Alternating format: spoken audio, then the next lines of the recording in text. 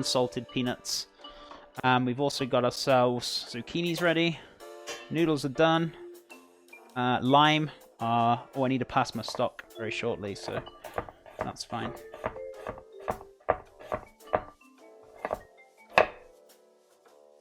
Where did that come from? Magic Chef. That's where it came from.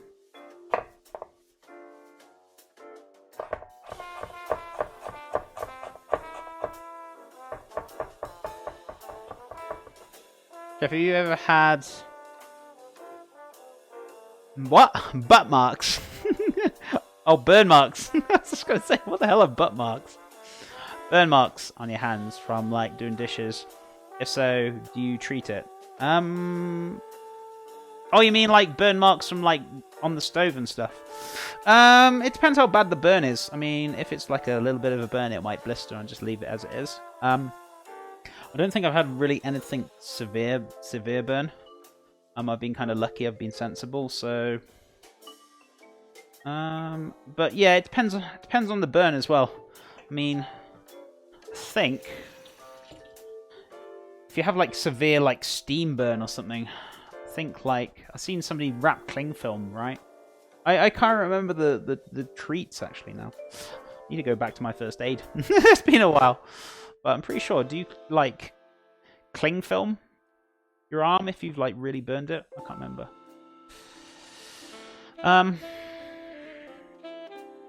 But I haven't had anything that bad, really.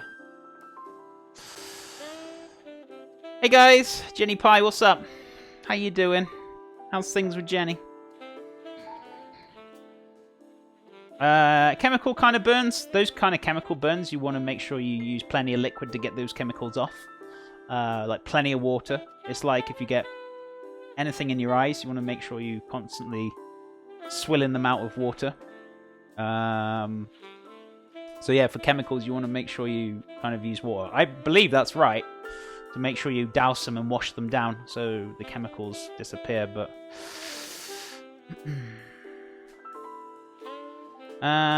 you shouldn't be getting burns from... Yeah, I mean, you shouldn't have burns from any kind of, like, bacteria sanitizers. If you are, then maybe you're using the wrong sanitizer, possibly, but sanitizers shouldn't burn. They really shouldn't.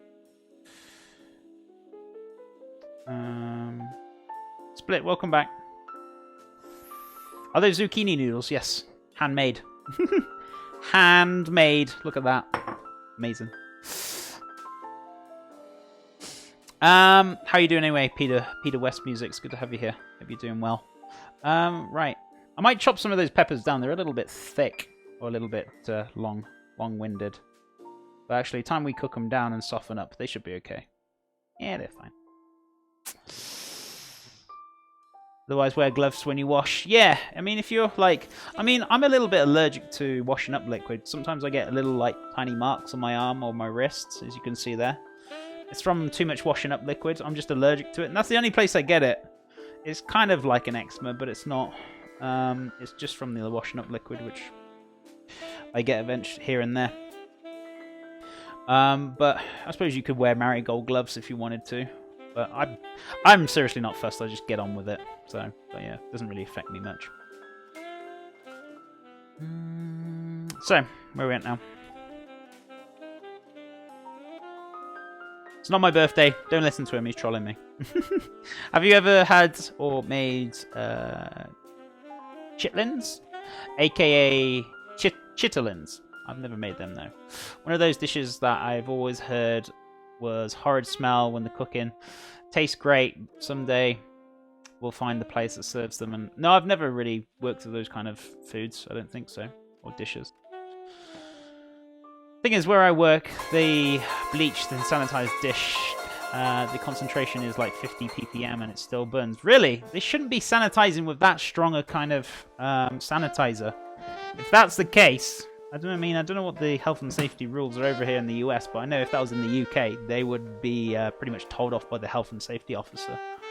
But you shouldn't be having such a high concentrate. You need to add more water to it. So whatever they're doing, that's pretty much wrong. They need to add more water to bring it down.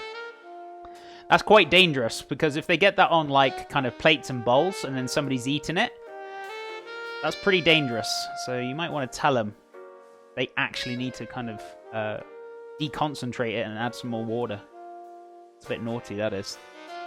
I know this may be a little bit off topic, Chef, but do you have a preference or particular stance on wild versus farm-raised seafood? I'd love to know. I mean, I guess it depends on what dish you're doing, but I mean, I've used farm stuff before, but if you're really looking for some really good fresh quality stuff, yes, wild is the best. But obviously it's more expensive, so depends on money-wise. Depends on if you can get hold of it as well. If you're living in New Mexico like me, I mean, there's not an abundance of fresh fish and, you know, wild fish. So it really does depend real hot. But yeah, I do prefer wild to farm, if that's what you're kind of wanting to know. I would, yeah, of course, like anyone, I prefer wild fish rather than farmed.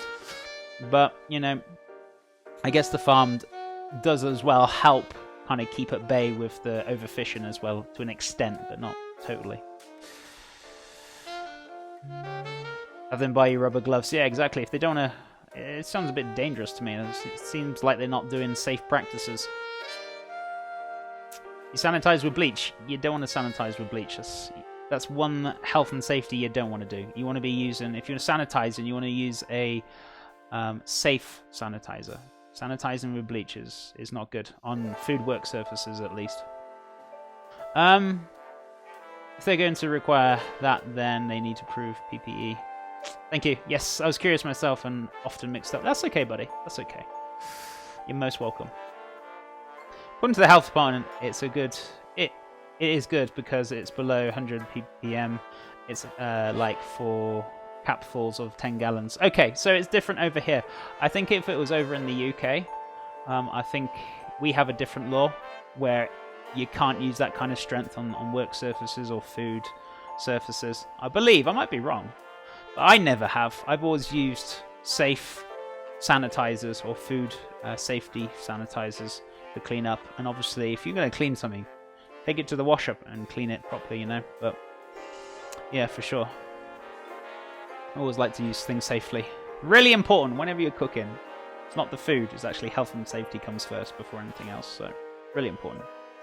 Oh, I'm joking. I do what anyone would do with it. I drink it. Not funny. You don't want to be drinking that kind of stuff. Right, so. Peppers are done. Onions. Only wanted half an onion. That's fine.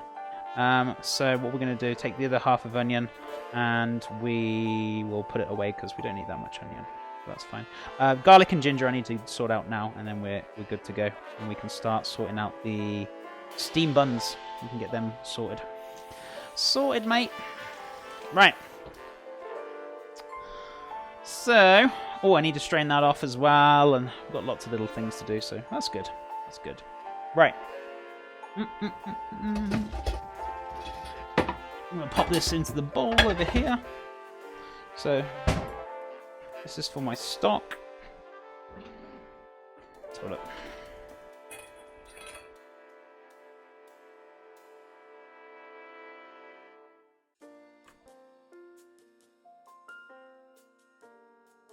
So you just want to let the strain off. That's plenty, to be fair. You don't want to keep the rest of that veg because it's been used up. It's not going to do much. I mean, I suppose you could maybe make a soup out of it. I mean, it won't be very tasteful because all the flavour's in the liquid. But yeah. Right, let's have a look. Let's sort everything out now. Let's all get all tidied up and sorted. So, put this apart. I'm going to take my noodles out. So we've got my noodles.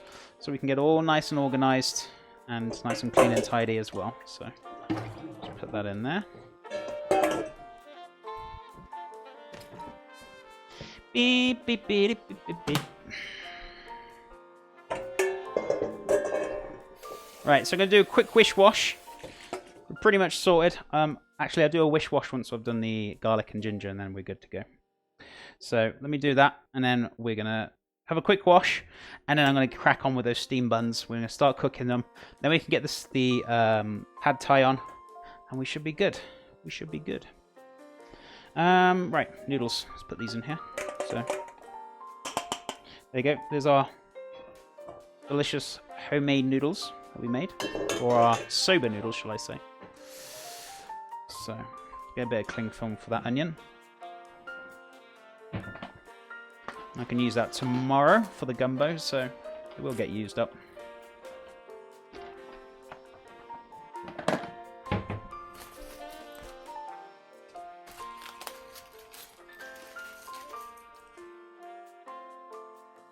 Right, let's put that away. So I'll use that tomorrow. I'm going to get some garlic out while I'm here. Garlic's there. Onion there. Ginger in the fridge. Oh yeah, I was going to use like 1 or 2 carrots as well, but because I haven't got a mandolin, it's going to be a little bit tight to kind of cut these, so I might just leave it. Might just leave the carrot out. But if you're going to use a bit of carrot, it would be good. But if I had my mandolin, I probably would have put carrot in there as well.